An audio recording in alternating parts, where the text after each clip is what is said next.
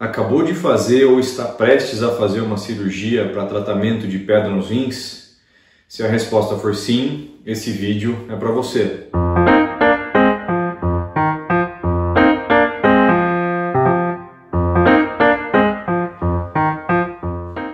Olá, tudo bem? Meu nome é Bruno Vedovato, eu sou médico urologista e hoje a gente vai falar um pouco a respeito de como é o pós-operatório de uma cirurgia em que a gente faz o tratamento endoscópico dos cálculos renais. Tá? Então, vamos lá. Então, via de regra, essa cirurgia, que aqui a gente vai se ater mais à cirurgia que é feita pelo canal, né? A cirurgia que é ou ureteroscopia rígida ou a flexível, né? A ureteroscopia rígida é quando algum cálculo impactou ali no canal, no ureter, né, causando aí, cursando com uma cólica renal, ou aquele paciente que no acompanhamento ou numa avaliação foi surpreendido com pedra nos rins, né, um cálculo aí maior nos rins e necessitou de tratamento antes até, né, para evitar desse cálculo vir a ser um transtorno mais para frente. Então, geralmente é uma cirurgia em que o paciente fica internado por 24 horas, tá certo? É uma diária de internação. Muitas vezes, dependendo de como foi a cirurgia, às vezes até no final do dia, caso a cirurgia tenha sido feita de manhã, é possível, né, do paciente ter alta, mas via de regra é um dia de internação. A anestesia, nesse caso, na grande maioria dos casos, é a RAC, né, a anestesia que o paciente não sente nada da cintura para baixo. É claro que em situações específicas, enfim, tanto inerentes ao paciente ou ao procedimento, à complexidade do procedimento, o paciente pode ser submetido a uma anestesia geral também, tá?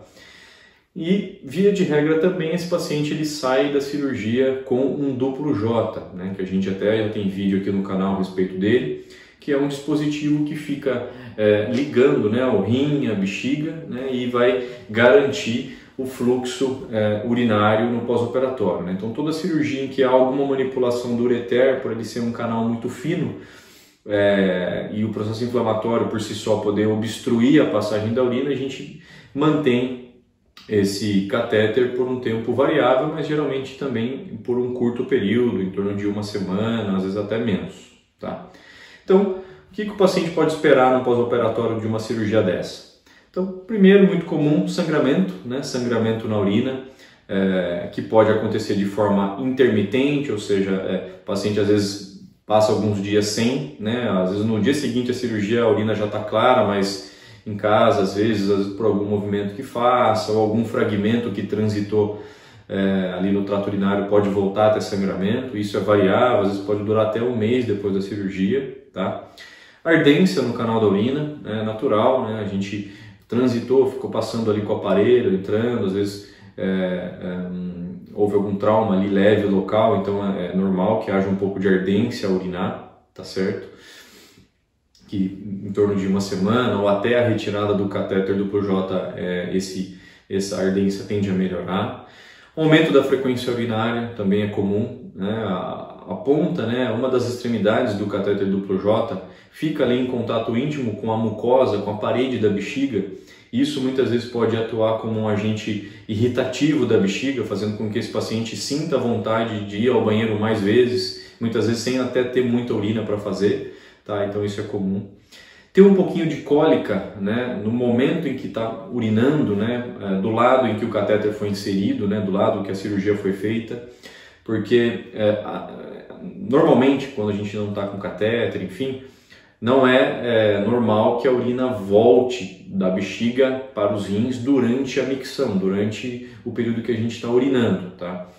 A presença do duplo J ali retira esse mecanismo antirrefluxo que a gente tem, né? Então, um pouco dessa urina pode voltar, pode ascender aos rins, e isso pode gerar um pouco de cólica, né? Uma cólicazinha, um incômodo um pouco mais intenso na hora que a pessoa está urinando, tá? Então, isso também geralmente dura o tempo de permanência do duplo J, tá? Cólica também, né, natural, fragmentos acabam sendo eliminados, coágulos também, eles vão passar ali do lado do catéter e momentaneamente podem dificultar um pouco a drenagem da urina mesmo na presença do catéter, isso pode gerar uma cólica, mas via de regra é uma dor bem menos intensa do que a cólica renal típica, tá?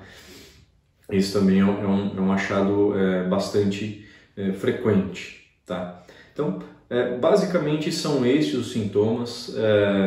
Geralmente a gente orienta o paciente a se hidratar muito bem, né, para facilitar a eliminação de fragmentos, para limpar mesmo a urina. Esse paciente geralmente sai com uma receita de alguns medicamentos, tanto para dor, anti-inflamatório, eventualmente também o uso de um antibiótico para evitar uma infecção, alguma complicação nesse sentido, tá? E a retirada, né, do duplo J geralmente é programada aí para uma semana, dali 15 dias ou até menos, como eu já falei. O que não é normal e que deve levantar, né, aí a atenção e o paciente deve fazer contato com o seu urologista. Febre, né? Esse paciente não deve ter febre aí no transcorrer do pós-operatório, isso pode estar indicando alguma complicação infecciosa, tá? Uma dor refratária, ou seja, uma dor que não melhora com o uso das medicações prescritas, de uma intensidade maior, às vezes pode ser algum fragmento maior que ficou impactado lá entre o catéter e o canal da urina ali, né, no trajeto do ureter. Então esses são sintomas que necessitariam de uma avaliação, tá? E, claro, algum outro sintoma que fuja do que eu comentei aqui, tá? Mas, via de regra, é um pós-operatório tranquilo. É claro que tem pacientes que têm uma tolerância à permanência do catéter menor, né? Tem dor importante, tem uma cólica de forte intensidade. Existem estratégias, até medicamentos que a gente usa para às vezes relaxar um pouco esse canal e melhorar a tolerância do paciente ao catéter, tá? Existem casos em que há uma manipulação excessiva, às vezes um trauma excessivo, até uma lesão leve ali do ureter durante a manipulação, que esse paciente precisa aí ficar com o catéter por mais tempo, mas todas essas questões que fogem um pouco da regra, é claro que o urologista vai esclarecer e vai orientar, tá bom? Então, esse é mais ou menos como é que funciona, né? Como é que a gente costuma explicar ali à beira-leito após um procedimento desse, tá? Se ficou alguma dúvida, pode comentar aqui. Caso tenha alguém que está prestes a fazer esse procedimento, envie aí o vídeo para ele. Eu acho que é uma informação valiosa. Muitas vezes o paciente fica apreensivo com o sintoma que está apresentando. Mas é claro que sempre deve haver esse contato, essa relação médico-paciente, que é fundamental para um bom pós-operatório. Tá bom? Então, um grande abraço e até o próximo vídeo. Tchau, tchau!